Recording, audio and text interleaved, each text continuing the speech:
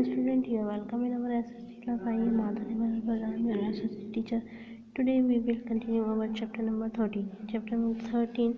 Today we are going to study about the distribution of the fresh water. Fresh water का distribution कहाँ पर और कैसे कैसे होता है. Fresh water is one of the most precious substance. Fresh water जो है हमारा वो एक most precious substance है अर्थ हमारी अर्थ के ऊपर. But it's distributed is highly और ये हाई रूप से डिस्ट्रीब्यूटेड है.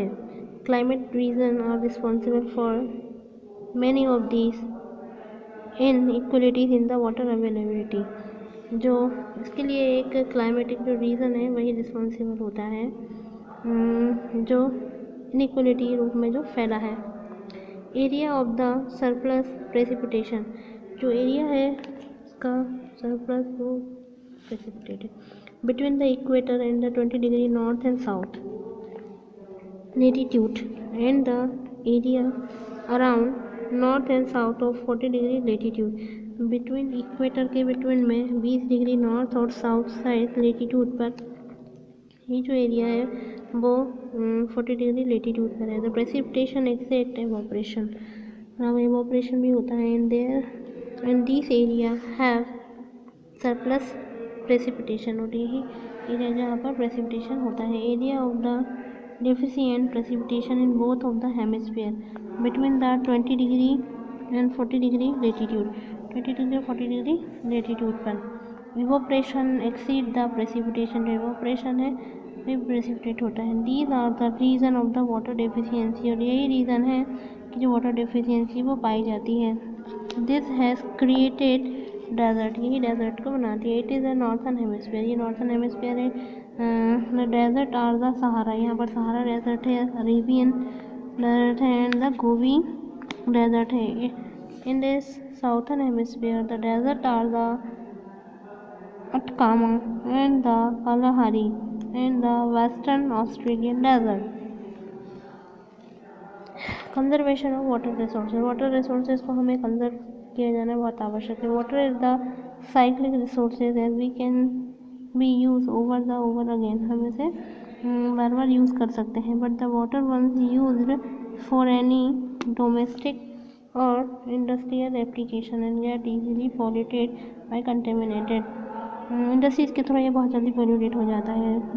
Today water treatment and distilling and recycling plant remove the impurities. आजकल जो कुछ मेथड है जो कि वाटर की इम्प्योरिटीज़ को कम करती हैं, जैसे वाटर ट्रीटमेंट और डिस्टिलेशन करना और रिसाइकल करना. Water make its fit for resource again, ताकि हम इसे फिर से यूज़ करें. All the above are the three process involved purification and conservation. It's more than purification. It is also means the protection, prevention and efficient utilization of the water resources. और यही method है इनके द्वारा हम water को फिर से use कर सकते हैं. Some of remaining the conserve the water has been suggested there. कुछ यहाँ पर सजेशन दिए गए हैं. Rain water harvesting is the needed for ours. Rain water harvesting की आवश्यकता है. Eventually building should be the provision of the rain water harvesting. It is the technique of the capturing the rain water. यही वो technique है जिसके through water को capture किया जाता है फिल्टर के यूज़ के लिए. The water can be restored in the underground tank. Underground tank में इसको रिस्टोर किया जाता है. Build the purpose for it can be the by delivered by the underground pit and the replace the ground water level.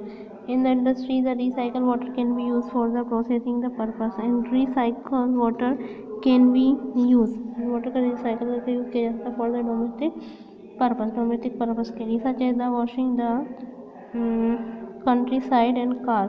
और जैसे car को धोने के लिए और इन चीज़ों के लिए भी यूज़ करते हैं. Planting of the trees and other vegetation slow down. Planting करके वेजिटेशन को on surface of the run off the forces water to the seep inside the ground. और जो पानी गिरता है उसे ग्राउंड के आसपास किया जा सकता है. In the helping the rising of the water level. ये वाटर लेवल को बढ़ाता है. Spread awareness and the educated people and the importance the natural resources and they are the needed to protect them. लोगों को जागरूक करके भी. Aggregation field irrigate help and sprinkle. Irrigation में हेल्प करके ड्रिप ट्रिकल इरीगेशन एंड इस प्रकार की मेथड्स का यूज़ करके. and underground the pipe, and these reduces the loss of water through the evaporation and irrigation canals should be properly linked, avoided the loss of water and the seepage. इस प्रकार से हम water uses कम कर सकते हैं. Sewage and the industrial should be the suitable treated and before realizing that the water bodies sewage और industries का जो वाटर है उसको भी सुटेबल रूप से यूज़ करके include the habit of not washing natural resources. हमें इस चीज़ की हैबिट भी डालनी चाहिए कि हमें वॉशिंग में ज़्यादा पानी को वेस्ट नहीं करना चाहिए. Thank you so much.